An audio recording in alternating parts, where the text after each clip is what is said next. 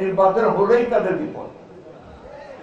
এখন নির্বাচন নাই, সুতরাং তাদের অনেক গুরুত্ব আছে। যে নির্বাচনের তারিখ সময় নিয়ে যখন আমাদের মধ্যে বিতর্ক চলছে, সরকার এবং রাজনৈতিক দলগুলোর মধ্যে দূরত্ব সৃষ্টি হচ্ছে, সেই সময় তিনি প্রধান উপদেষ্টা, মাননীয় প্রধান উপদেষ্টা ডক্টর প্রফেসর ইউনূস সাহেবের আমন্ত্রণে লন্ডনে তার সঙ্গে বৈঠকে বসে। এটা একটা বিরল ঘটনা।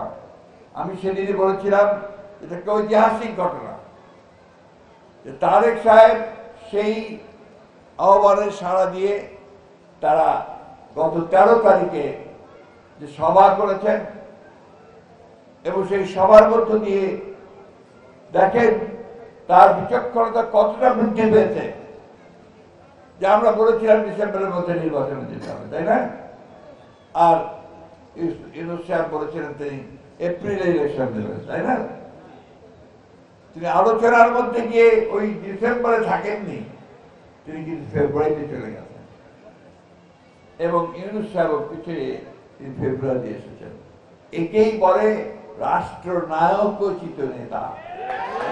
রাষ্ট্রের নায়ক জনগণের শান্তির কথা চিন্তা করে, কোন বিভেদ বিভাজনে না গিয়ে, কোন সংঘর্ষে না গিয়ে এই দুই নেতা আমাদের একটা শান্তিপূর্ণভাবে নির্বাচনের সুযোগ করে দিয়েছেন, তাই না ভাই? আমরা কিনা পছন্দ করছি না অপছন্দ করছি?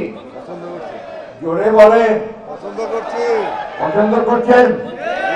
তারেক রহমান সাহেবকে একটা ধন্যবাদ দেন জোরে হাততালি দিয়ে। সেই সঙ্গে ইউনূস সাহেবকে হাততালি দিয়ে ধন্যবাদ দেন। অনেকের পছন্দ হয় নাই, অনেকের পছন্দ হয় নাই, তারপর নির্বাচন হলেই তাদের বিপদ। এখন নির্বাচন নাই, সুতরাং তাদের অনেক গুরুত্ব আছে। যে নির্বাচন হয়ে যাবে তখন জনগণের যারা ভালোবাসার দল তারাই তো ক্ষমতায় আসবে, তাই না? তো তখন তাদের গুরুত্ব কতটুকু থাকবে কি থাকবে না তখন নির্ধারিত হবে। যে কারণে ওরা নারাজ হয়েছে এবং নারাজ হয়ে গতকালকে একটা বৈঠকে হাজির হয় না।